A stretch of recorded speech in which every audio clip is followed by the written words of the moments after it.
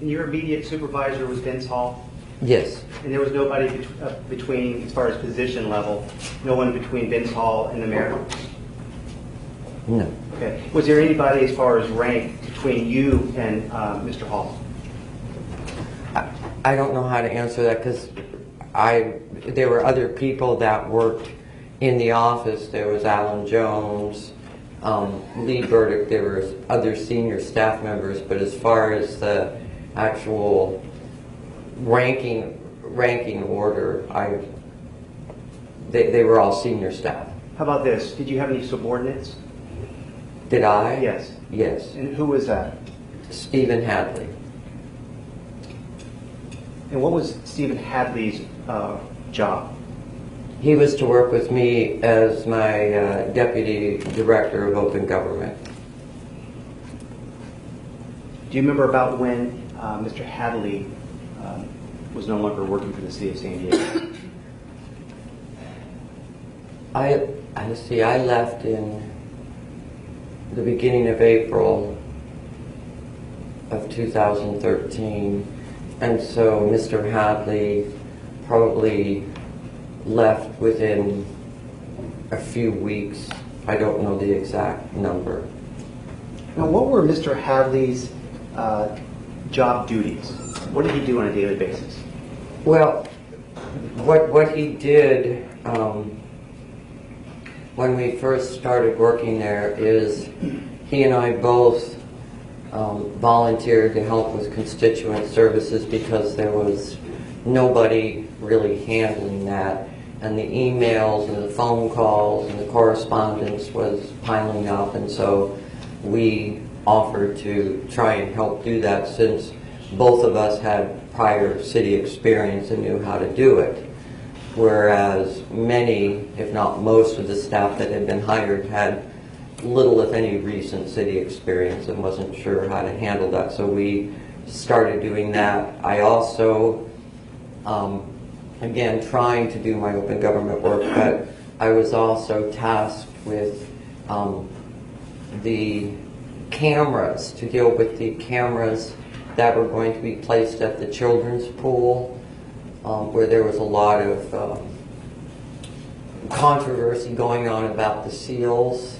I would sometimes take meetings with different constituents, but for the first few weeks we did a lot of constituent services trying to help keep the office running.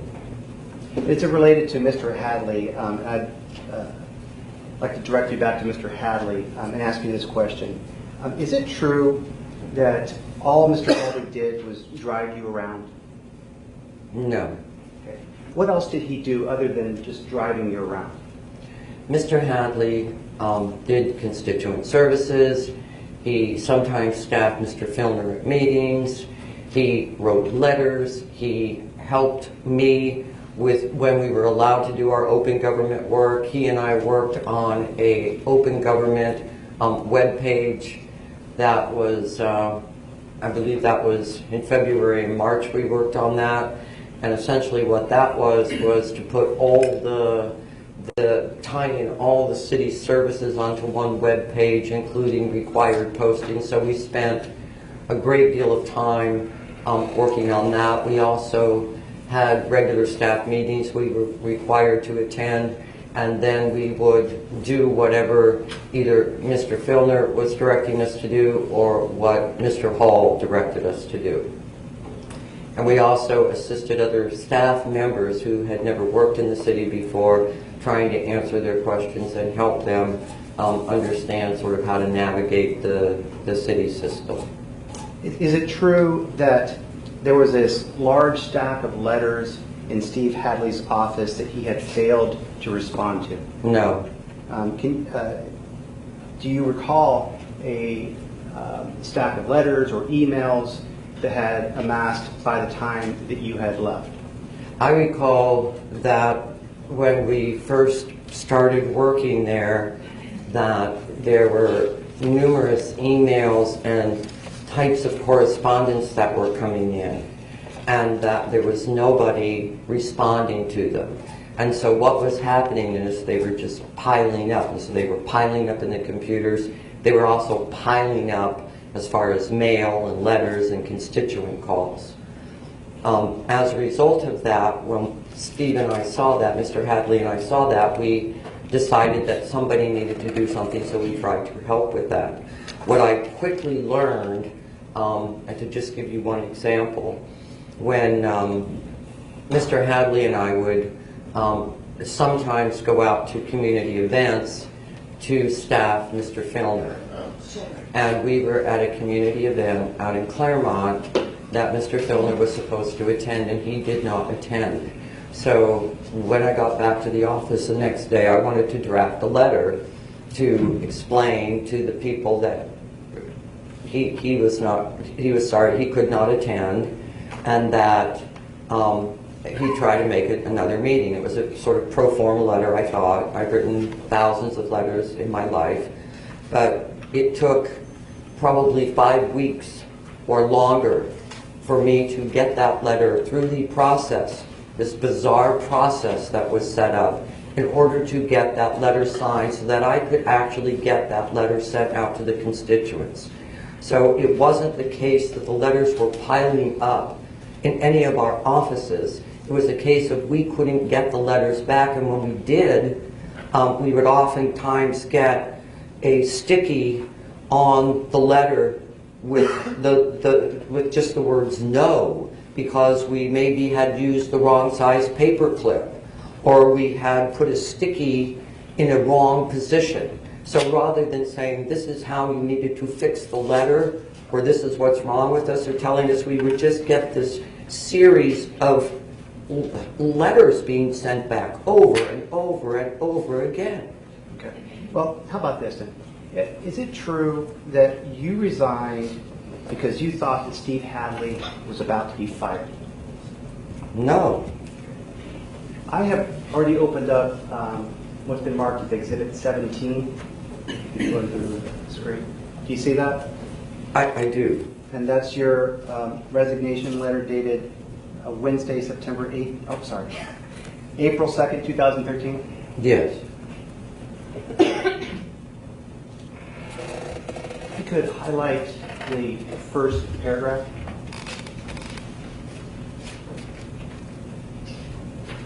If you could just take a look at that first paragraph. Was the purpose? Can I get my glasses? Yes. I can't see this. Where are they? They're just right here. Sorry. It's very small print.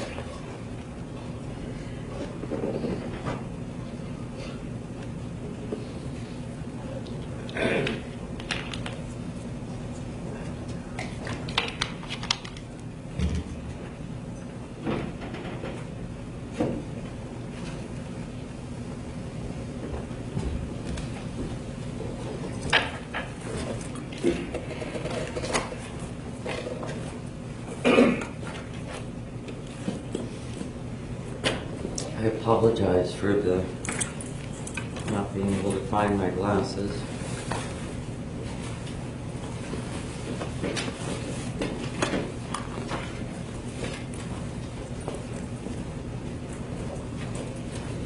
If you can't find them, I'll just do my best with this. Have you read this letter recently? Within the past probably few weeks. Okay. How about this? Was one of the purposes of this letter to submit your resignation? Was it to resign? Yes. Okay, that's a better way of saying it. And you resigned with a letter to your boss, Vince Hall, correct? Correct. Was the purpose of this letter to explain why you were resigning? Yes. All right. Now, if you could go ahead and put up, highlight paragraph 3.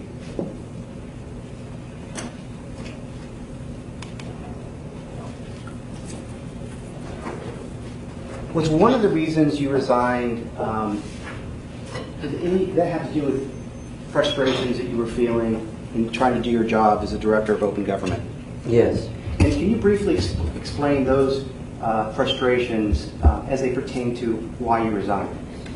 Related to the inability to do my work as far as open government, part of the problem is that we had been directed by Vince Hall who said that Mr. Filner had told us that we were not allowed to speak to the media, that we were not allowed to speak to council members, we were not allowed to speak to any of the council members' staffs, and basically we weren't supposed to speak to anyone. As a former elected official, and also as the director of open government, these were very difficult. It was very difficult to do my job and not be able to speak to people. Additionally, prior to this letter, I had gone to see Mr. Hall, I believe, in January, and talked to him about resigning because of my inability to speak as the director of open government. He asked me to meet with Bob, which I did, and Mr. Filner said that those rules did not apply to me, so I stayed for a short time. Without being able to read paragraph 3. I can read it, Okay. sort of.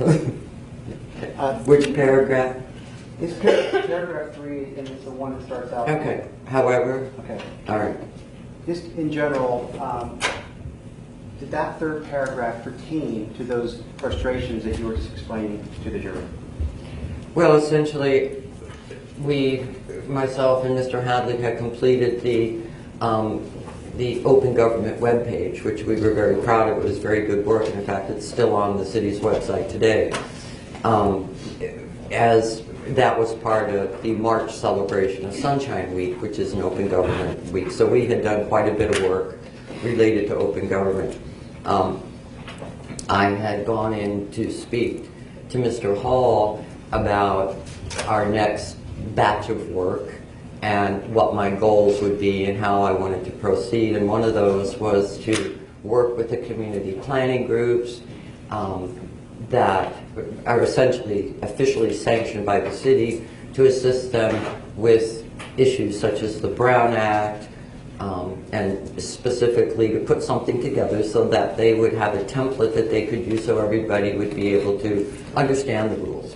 When I went to talk to Mr. Hall about that, essentially I was told that I was not to speak to people in planning groups, that I was not to do that. I also was not to handle, from pretty much the time I started work there, I was not to be in charge of or handle any of the Public Records Acts. And it was difficult for me to remain somewhere where I wasn't able to do the work I believe I was hired to do. In addition to these frustrations you talked about, was there any other reason why you resigned? Yes. Okay.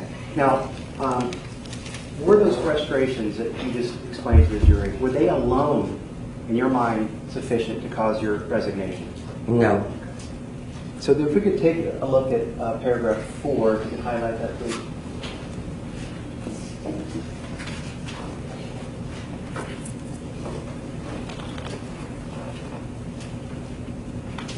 And you're able to read that first sentence? Yes. Okay. At the time you resigned on April 2nd, 2013, had you expressed any of your concerns to Mr. Hall about rumors that the mayor may be involved with women other than his fiancée? Yes. And in this first sentence, you actually say, "I again raised with you this past Thursday." My question for you is, about how many times before April 2nd, 2013, have you spoken to Vince Hall about Mr. Filner's behavior towards women? At least 2 other times. It could have been more, but at least 2. Would you give me, as best you can, your recollection of the first time that you went to Mr. Hall and complained to him about Mr. Filner's behavior toward women?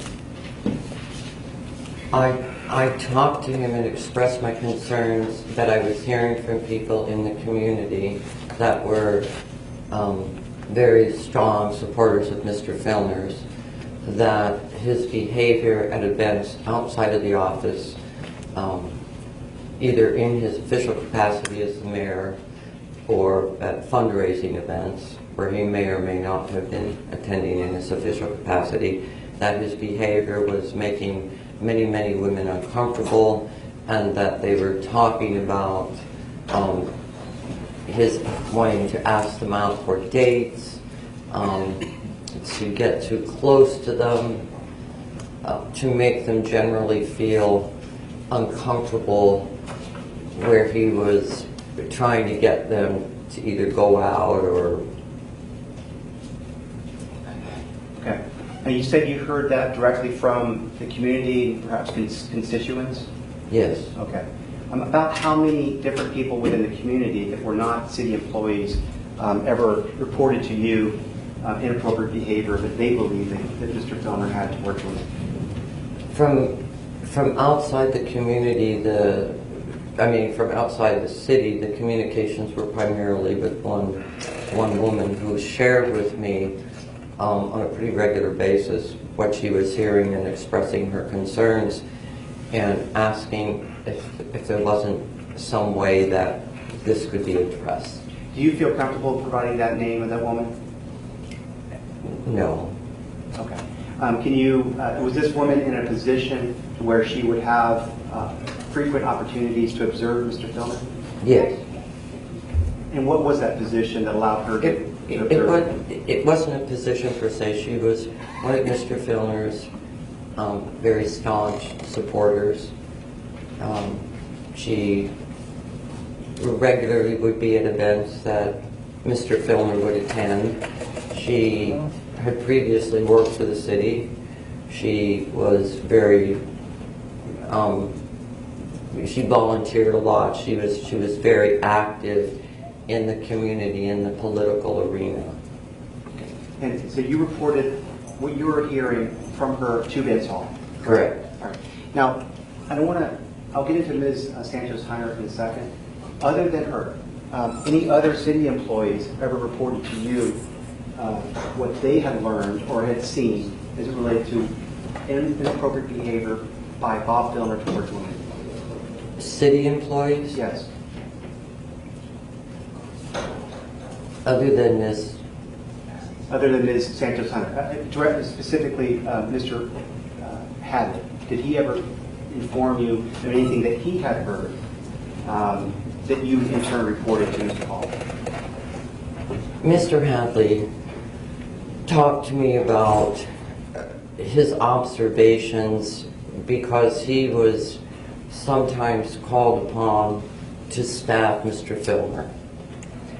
And one occasion he expressed his concerns to me about Mr. Filner's behavior when they had gone out, and I think it was out at a landfill to do a tour or something.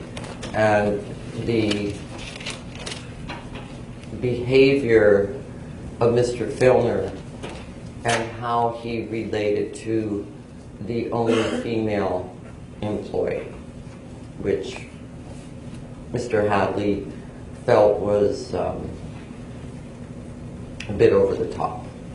And again, the important part would be that you did communicate all of these concerns to your manager, I did not communicate that specific event to Mr. Hall, no. Okay. You communicated what you had heard from this woman in the community to Vince Yes. Hall? And how about any concern that you had heard about Mr. Filner bringing women into the City Hall after hours? Did you communicate any of those concerns to your manager? Yes, I expressed that I was hearing that Mr. Filner was bringing women to the office late in the evening. Now, is it true that you did not convey your concerns about Ms. Santos-Hunter to your manager? Yes, that is correct. And why is that? First of all, she asked me not to. So that was the main reason, out of respect for her. Did she tell you why she didn't want you to tell the manager? Yes. And what was that? she and I were both afraid that she would lose her job.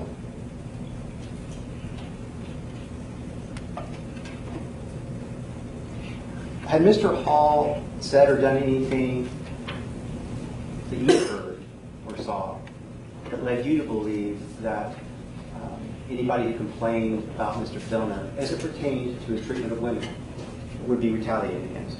Yes. And what did Mr. Hall say or do that made you believe that retaliation would occur? There was an incident that occurred that occurred in the evening, and the next morning I went in to see Mr. Hall and tell him about my concerns and what I was hearing. And I expressed those concerns to him, and he asked me, who was saying that? Was it someone in the office? And if it was, that they would be fired. And so I took a deep breath and I said, no, it's not anyone in the office that told me that. If you look at your third sentence of the fourth paragraph of Exhibit 17, starts out, I was also troubled by your response. Yes, I see that. In this sentence, were you referring to what Mr. Hall had said to you as it related to firing anybody who were spreading rumors?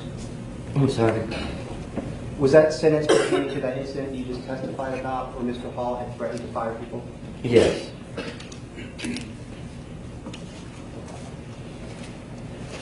Now, how did this make you feel that you were hearing that women might be fired if they complained about Mr. Filner and his treatment towards them? There were a number of feelings. My primary concern was what would happen to the employees who were there if it were found out what they were saying, and so I couldn't say anything. The other concern I had was that if I said something more specific, that I would somehow be responsible for the firing of these people who really could not afford to lose their jobs. Now, did the fact that the policy, the city of San Diego, stated that retaliation was illegal, did that make you feel any better about the fact that Mr. Hall was? No. The difficulty here is that the person to whom you would normally report something to would be your immediate superior, which is what I did. But the immediate superior to mine is the mayor. So there wasn't really anyone to go to report this, because the mayor is in charge under a strong mayor form of government. The mayor is in charge of all the city departments, absent the other elected officials and maybe the city clerk's office. Have you read Mr. Hall's deposition testimony as it relates to his claim that your concerns about Mr. Filner were political? I have read those, and Okay. yes. And what is your response to what he said in his deposition testimony? I would agree that I also had political concerns, because I believed that this type of behavior would very soon result in the mayor having to resign or to be subjected to some very difficult situations. And so, yes, of course there were political concerns. We, myself and many, many others, worked very, very hard the year leading up, or a year and a half leading up to Mr. Filner being elected. We believed in the vision, we believed in the goals, we believed in what he stood for. And so, of course, there were political concerns I had that so many, including myself, had worked so hard to affect change, what we thought was going to be positive change, only to see that it was, to quote an expression, the brand new music, same old song. But is it related to Mr. Filner's treatment of women? Were your concerns more than political? Yes. Can you explain that? When I see any person subjected to treatment that is demeaning, that is abuse of power, that is arrogant, that is narcissistic, that are all the things that I do not support or stand for, it's very hard for me to tolerate that type of behavior and not say something. And the difficulty here was not being able to speak freely, because either the result of my words could result in other people losing their jobs. I didn't care about my job. I did not need the job. At some point, did you try to get a message directly to Mayor Filner? Yes. And how did you do that? And what was your message? I talked to Mr. Hall. I told him what I was hearing. I can't remember which occasion this was, and said that something needed to be done, and he needed to say something to Mr. Filner. And within a very short time, I don't remember if it was a day, but Mr. Filner, I was in Mr. Hall's office, and Mr. Filner came in and looked at me and he says, "I got your message." And I said, "Good." Well, after he told you that, did his behavior continue? Yes. Did Mr. Hall's behavior and threatening of retaliation, did that continue? Argumentative, Your Honor, in meeting. Sustained. You may rephrase how it is. No. After Mr. Filner said to you, "I got your message," was it shortly after that you saw something that made you want to resign?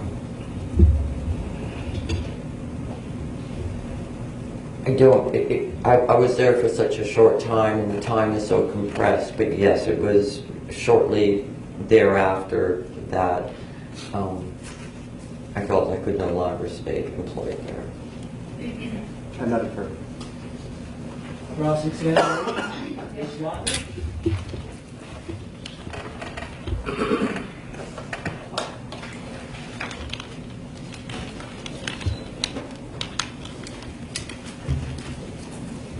Good afternoon, Ms. Fry. Now, just to confirm, at no time prior to your resignation in April 2013 did you ever personally witness Mr. Filner conduct himself in a manner that you felt was sexually inappropriate. Wouldn't that be Correct. accurate? That would be accurate. And Mr. Filner has never acted in a sexually inappropriate manner towards you. That is correct. Okay. And then as of the time of your resignation in April 2013, you had heard, as was previously discussed, that Mr. Filner had been, according to your resignation letter, flirting with women. Would that be a fair statement? Yes. And when you say flirting, would it be accurate to say that you mean being extra nice, complimentary, extra attentiveness, asking if women have a significant other. Is that what you're meaning by flirting? No. What are you? It goes beyond that with respect to the flirting. Your definition of flirting and the way I would describe it are not the same. Okay. Would your definition of flirting that you gave to Mr. Gillian, was that what you feel would be a better definition? What you previously testified to? I didn't take it to be something that was returned by the women. The way it was described to me was that it made the women uncomfortable. Okay. And in terms of what you heard prior to your resignation in April, you did not hear that Mr. Filner had touched anyone in a sexually inappropriate manner, correct? No, that's not correct.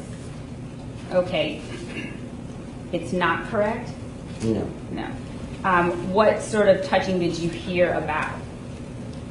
What I heard was from Ms. Santos Hunter. So she had described to me situations. So yes, I heard things about Mr. Filner inappropriately touching women before I resigned. I was not clear with my question. I was actually referring to the woman who you had discussed from the community had been telling you about what she had been hearing. She was concerned enough about what she was hearing that the behavior was not wanted, that the behavior made the women who were receiving it uncomfortable.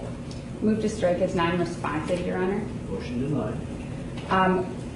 My question was, the woman that you heard from the community, isn't it true that she never told you about any inappropriate touching? Isn't that accurate? She told me about women being very uncomfortable about Bottom's behavior, and did talk about his proximity to them.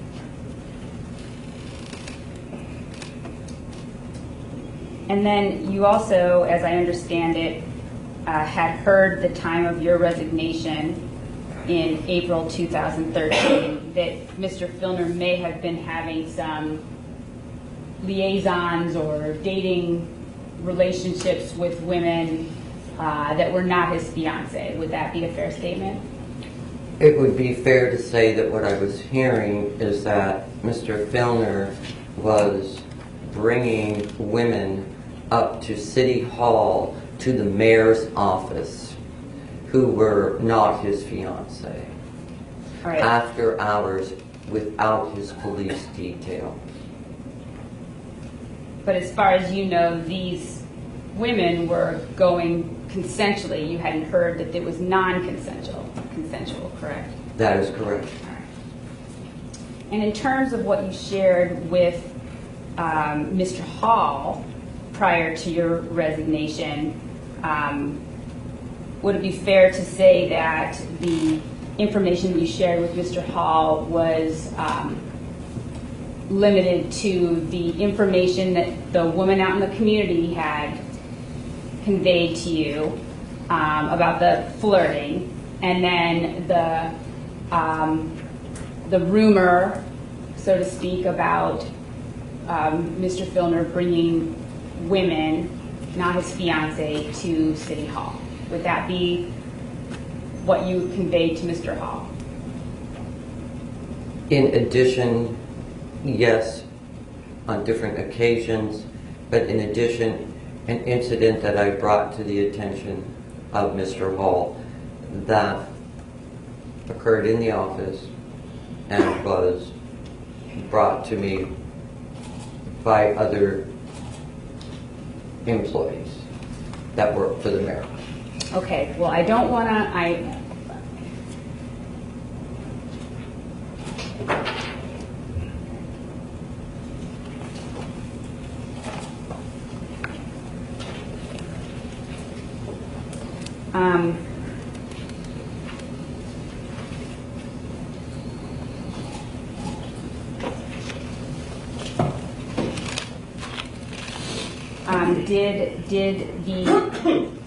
did you convey to Mr. Hall any information about any sexual conduct that Mr. Filner, anything about Mr. Filner engaging in sexual conduct with any city employees? No.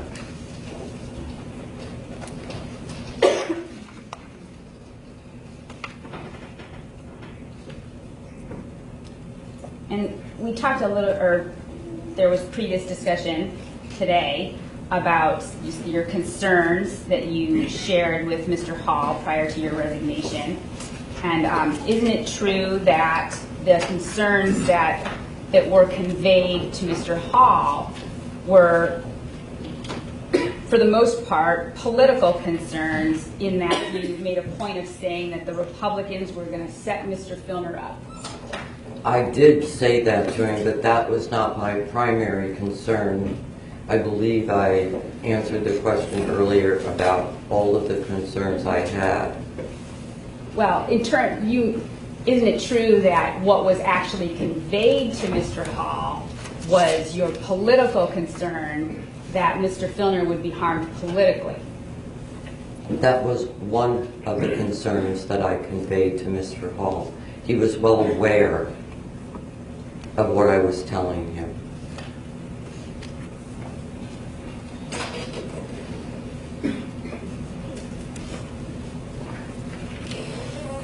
Now, in terms of the concerns that you expressed to Mr. Hall prior to your resignation in April regarding Mr. Filner's conduct, isn't it true that there were no concerns expressed that Mr. Filner might be engaging in potentially illegal sexual misconduct or engaging in sexual harassment, anything that rose to that level?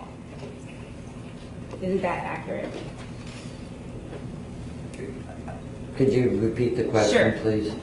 In terms of the concerns that you expressed to Mr. Hall prior to your resignation about Mr. Filner's conduct, isn't it true that they were not that Mr. Filner might be engaging in illegal sexual misconduct or sexually harassing conduct, that rose to a higher level than flirting? I did not have a discussion, a legal discussion about Mr. Filner's behavior.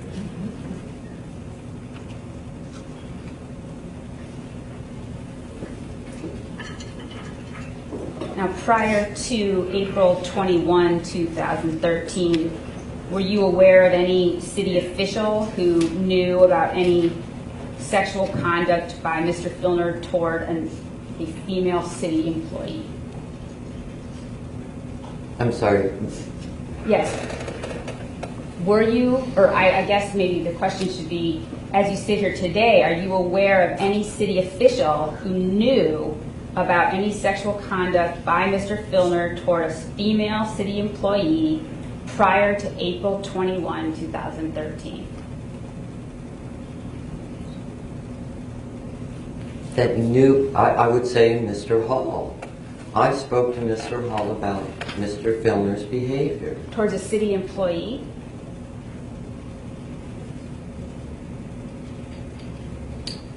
Towards what a city employees had expressed to me and their concerns. Okay. So I'm trying to answer your question. It's a little difficult to parse out. My question is, I'm trying to get there, is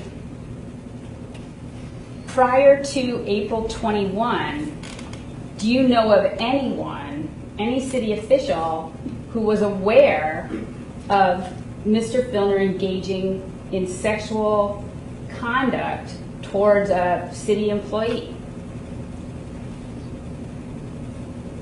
Do I have firsthand knowledge? No.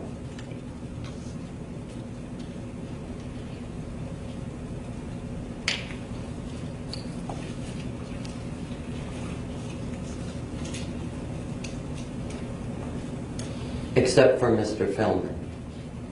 And in regard to your resignation, isn't it true that the primary reason that you resigned from the mayor's office in 2013 was because you felt unsupported and restrained in regard to the open government philosophy that you were hoping to further? It is true that that was one of the reasons I resigned, yes. It was not the only reason. Well, that's not my question. Isn't it true that it was the primary reason? It was one of the reasons. And isn't it also true that your provisional employment with the city was due to run out right about April anyway? No, that is not correct. You believe that there was not a 90-day limit on your employment? No, the way it is it's not based on numbers of days, it's based on numbers of hours. And if my recollection is correct, I believe it was 720 hours. As of April, the amount of time I had worked was well under the 720 hours. And it's based on a yearly or an annual amount of hours. Those hours would begin again in June because that's when the new fiscal year starts and when the budget is adopted. So no, that is not correct. Now, in terms of, there was some brief mention of what Ms. Santos Hunter told you. And do you recall being interviewed by a female investigator by the name of Detective Michelle Craig from the Sheriff's Department in September 2013 in regard to the allegations? I believe I attended an interview with investigators with my legal counsel. Yes, I believe I did attend that.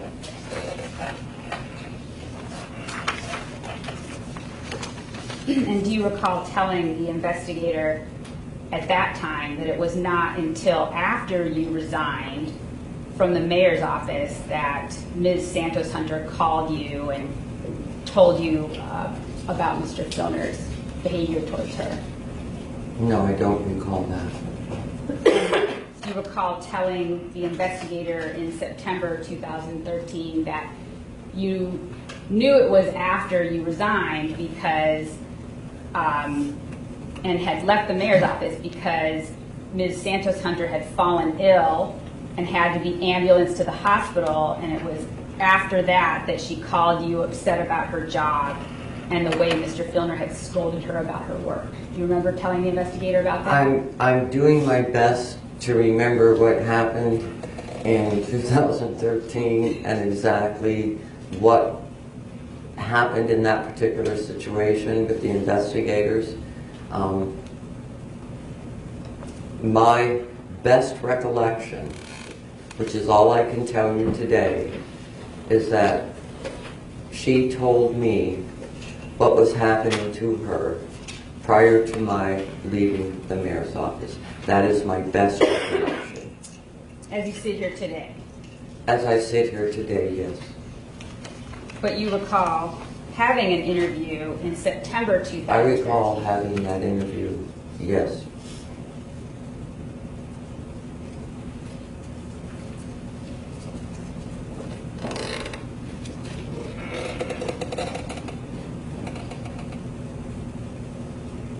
Now, isn't it true that you did not tell Vince Hall or anyone else at the city prior to July 2013 about what Ms. Santos Hunter had shared with you because Ms. Santos Hunter had asked you to keep it confidential and not tell anyone? I did not tell Vince Hall about Ms. Santos Hunter, that is correct.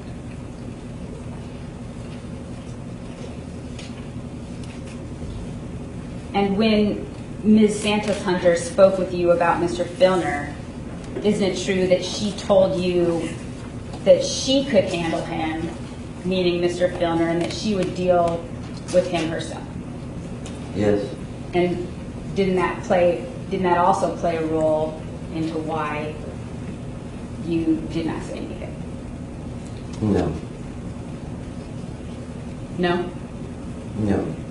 I did not believe that she could handle it herself, but I did believe that she could be fired.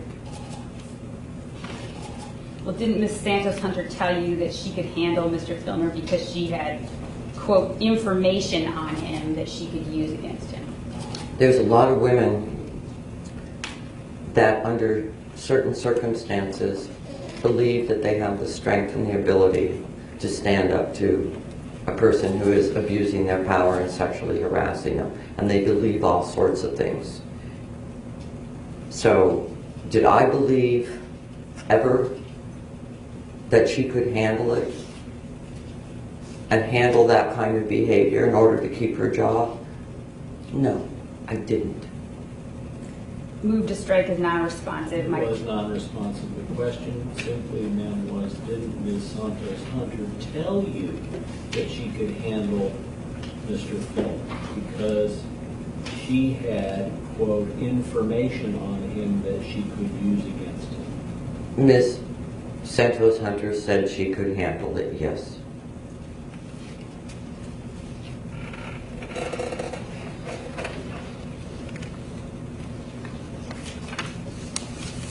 That's all the questions I have.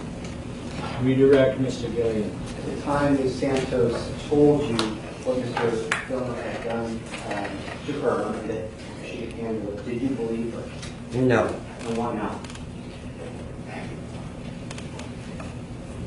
Because I understand and I know what it's like to be in a situation where people abuse their power and you have to suffer with it and you have to put up with it because you're afraid if you don't, you will lose your job. So I understand that, and I understand people believing and thinking and deluding themselves into thinking that they're strong enough to handle it, and they're not, and they shouldn't ever have to. What did she tell you? What did Ms. Hunter tell you that Mr. Filner had done to her? Objection, Your Honor. Evidence Code 352, Evidence Code 1101, and the motion in limine. Okay, ladies and gentlemen, I'm sure you remember the limiting instruction that I gave you twice this morning. Same limiting instruction applies to the testimony you're about to hear. On that basis, the objection is overruled. You may answer if you have a question in mind. Do you? I'm sorry. Do you? I simply want to know if you have a question in mind. I'd like to hear it again. Okay, what did Ms. Hunter tell you that Mr. Filner had done to her? He touched her inappropriately.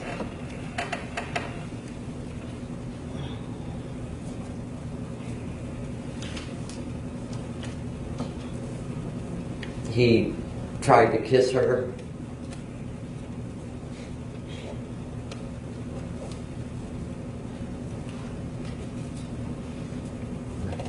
Did she tell you where he tried to, did she tell you where he touched her? Objection, Your Honor. Same objections from before. Same order to the jury. Overruled. Do you mean which part of her body? Correct. I don't remember. Do you recall whether or not she told you that he was touching her in a sexual way? Yes. Repeating, Your Honor. Overruled. The answer stands. The answer is As best as you can recall, what did she tell you that led you to believe that she was trying to convey that she was being touched in a sexual way? Objection, Your Honor. Same objection. 352 exceeds 1101. Motion eliminating relevance. Same That instruction, same instruction to the jury. Rule, and the answer. That it was not wanted and that it made her very uncomfortable. 17 seconds. You could refer to Exhibit 17, paragraph 4, and the way it starts out, second, and more problematic. My question is, when you use the phrase, and more problematic, what were you trying to convey to Mr. Hall? That while the ability of me to do my job related to open government was a problem, that I believed that the conversation that we had had that Thursday raised much more of a problem for me in being able to stay in the employment of the mayor's office.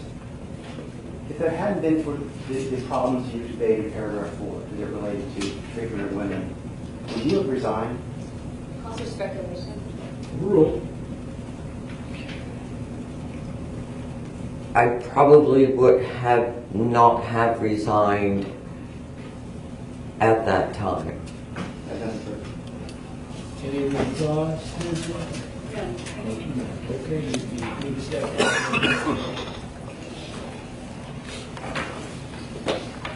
Mr. Rollins, your next witness. Yes, Your Honor. The plaintiff calls Irene McCormick Jackson. Okay, Deputy Ms. McCormick Jackson. Yes, Your Honor.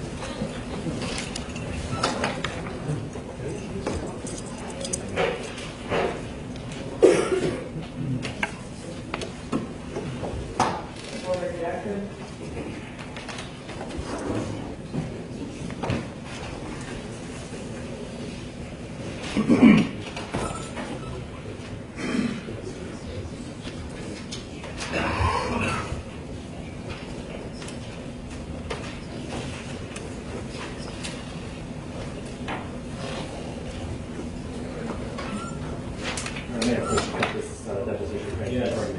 Please stand. Thank you, sir.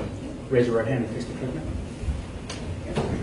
In the matter now pending before this court, do you swear to tell the truth, the whole truth, and nothing but the truth, so help you God? Yes, I do. Thank you. Work this way around this way, up to the one seconds.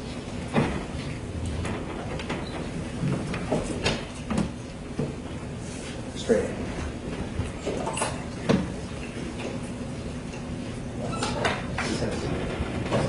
And then speak into the microphone. Please state and spell your name for the record. My name is Irene McCormick Jackson, I-R-E-N-E, McCormick, M-C-C-O-R-M-A-C-K, Jackson, J-A-C-K-S-O-N. Thank you. Good afternoon. Sorry, is there a hyphen? No, sir. Proceed, please, Mr. Rollins. Yes, Your Honor. Thank you. Ms. McCormick Jackson, how would you prefer that I call you? Is Ms. Jackson or Ms. McCormick? Miss McCormick, please. Thank you, ma'am. Mr. McCormick, thank you for coming here today. I'd like to ask you some questions about your work while at the city, while working for Mr. Filner. Tell us first a little bit about your education from high school and college. I went to high school in Simsbury, Connecticut. I went to college at Holy Cross College in Worcester, Massachusetts. I went to college at UCSD, and I did not graduate. Okay, so when you say you did not graduate, you didn't get a degree in... I have no BA or BS. Yes, ma'am, thank you. Now, after your education, did you find employment? Yes, I worked at the San Diego Union Tribune for 27 years as a journalist, various positions there at the newspaper. I left the newspaper in 2003 to join the Port of San Diego, where I was the communications director, and then eventually became one of the vice presidents. Okay. Now, would you consider your background to be in journalism? Yes, journalism and public relations. Okay. Now, while at the Port of San Diego, what was it that you actually did?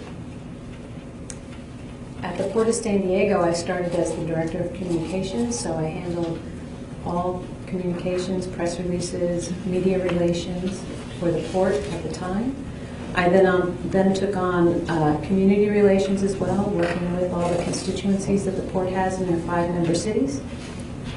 After that, I also handled government relations for the port, working with state, local, and federal elected and appointed officials. And that's kind of it in a nutshell. Okay. And eventually you began working for Mayor Bob Filner, correct? Yes, sir. How did you happen to get that job? I met with Mayor Filner somewhere in December to talk to him about joining his staff in the mayor's office. And what was the position that he offered you? We talked about 2 positions at the time. One was communications director and one was director of government relations. Okay. And what position did you actually? Communications Okay. director. Okay. And what's involved in that, ma'am? That's overseeing all the communications for the mayor's office, and also, since the mayor is the CEO of the city of San Diego, also making sure that the communications from all the departments he oversees are aligned with his policies. Okay. And what was the term of your employment working for Mr. Filner? I don't quite understand that question, sir. Yes, ma'am. Let me be more specific. You began working for Mr. Filner in December of 2012 when he was sworn in? I joined his office in January of 2013. Okay. And until when, ma'am? I left his office on June 20th, 2013. Okay. Now, when you were working for Bob Filner, who was your direct supervisor? My direct supervisor was his chief of staff, Vince Hall. Okay. Did you also interact with Mayor Filner? Yes, sir. And how many times? Well, let me rephrase the question. How often would you interact with Mayor Filner on a daily or weekly basis? Probably on a daily basis. Okay. And give me some examples of the things that you would do when you interacted with Mr. Filner. Well, since I was in charge of communications, I would work with him on press releases, on policy communications, how we work on certain things, how we would make sure that what we were trying to do was communicated in a professional way. Okay. So that's what I would do mostly. I also work with the media quite closely through the press secretary and me. We developed a lot of media relations dialogues. Okay. And when you worked with Mr. Filner, as you described, did you attend certain events or certain meetings with him? Yes, as the communications director, you would often, because I was also working with the media, you'd often accompany the mayor to events around the city, whether he was a speaking engagement or he was going to ribbon cutting or something like that, yes. Okay. And how about Mr. Hall? How did you interact with him? Mr. Hall and I, he was my direct supervisor, although there were in some cases I would work directly with the mayor if Mr. Hall wasn't available. But Mr. Hall and I I would often go to see him if I needed to get some information to the mayor, give it to him, and he would talk to the mayor about it. Okay. He was kind of like the go-to person sometimes? Yeah. Okay. But oftentimes you would be working directly with the mayor and not have to go through Mr. Hall. Is that correct? Correct. It depended on the situation. Okay. All right. Now, would you consider yourself to be on the mayor's staff during the time that you were there? Yes, sir. Okay. Was that considered to be like a high-level position rather than just a regular city I employee was position? one of his senior staff members, yes, sir. Now, I want to direct your attention to, let me see, February of 2013 or March of 2013. And I want you to tell me whether or not you had an occasion to be with Mr. Filner in an elevator. Do you remember that? Being with him in an elevator with a police officer present? Yes, sir, I do. And do you remember the occasion where the police officer was doing something with his handcuffs? Do you remember that? Yes, sir. Okay, what did Mr. Filner do or say to you on that occasion? And by the way, was it in February of 2013 or thereabouts? Yes, thereabouts. I don't know the exact date, sir. Okay, and what was it that Mr. Filner did or said to you at that time? Objection, Your Honor. 352 exceeds 1101, exceeds the court's ruling on MIL number 3, relevance lack of foundation. Ladies and gentlemen, bear well in mind the limited instruction that I have previously given you. I read it to you twice. Bear it in mind, please, ladies and gentlemen. The objection's overruled with that limitation. Thank you, Your Honor. Do you have the question in mind? Could you please repeat it And what again? was it that Mr. Filner did or said to you at that time? At that time, when the police officer was moving his handcuffs, Mr. Filner put his arm around my neck and said, "I know what I'd like to do with those handcuffs." How did you perceive his comment? It was sexual in nature. What did you say, if anything, in response? I didn't say anything. I tried to push away, and I kind of did this silly little laugh. Okay. Silly little laugh, meaning that you were, what, nervous? Nervous, and I'm kind of like, and I didn't want the police officer to know what was happening. Okay, all right. Now, sometime later, in February or March of 2013, did you have a conversation with Mr. Filner where he made reference to your panties? Same objection. Same 5 objections. Okay, ladies and gentlemen, the court gives you the same limiting instruction previously given. Overruled with that in mind. First, the question is yes or no if you had that conversation with him. Can you repeat it again? I'm Yes, so ma'am. sorry. Now, sometime later in February or March of 2013, did you have a conversation with Mr. Filner where he made reference to your panties? Yes. Describe what he said to you. Same 5 objections. Same ruling for the jury, same order to the overruled. He said at the time that he was infatuated with me and to that effect, and wouldn't it be wonderful if I would work without panties on? All right. And did he kiss you or anything? Same 5 objections, Your Honor. Same ruling, same instruction to the jury. We were in an elevator alone, and he put his arms on my shoulders and faced me and said, "Could I give you a kiss?" And he tried to kiss me, and I kept moving away. But he did, and then the elevator stopped. I pulled away, he pulled away, and somebody walked in on a different floor. Okay. And did you consent to him No, doing what he did? no, sir. Okay.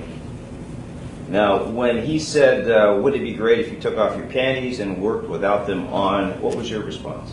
Same 5 objections, Your Honor. Same order for the jury. Overruled. I didn't feel well, and my heart was pounding, and I pushed away, and I was very embarrassed Okay. and really disgusted, but I just needed to deal with it, so I dealt with it. Did Mr. Filner say words to the effect at that time, someday I know you are going to marry me? Did he say anything of that nature? Objection leaving of the other 5 objections previously. Sustained on the first round. Yes, Your Honor. What, if anything, did Mr. Filner say to you that related to marriage, if anything? Same 5 objections earlier, not the leading one. The objection is overruled and the jurors are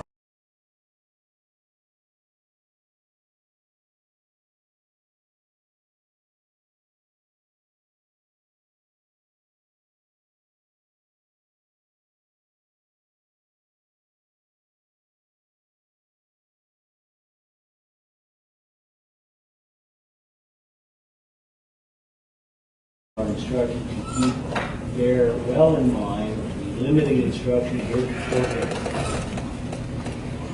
Let me answer. In this case and in other cases, he often said that we would be getting married and why don't we consummate the marriage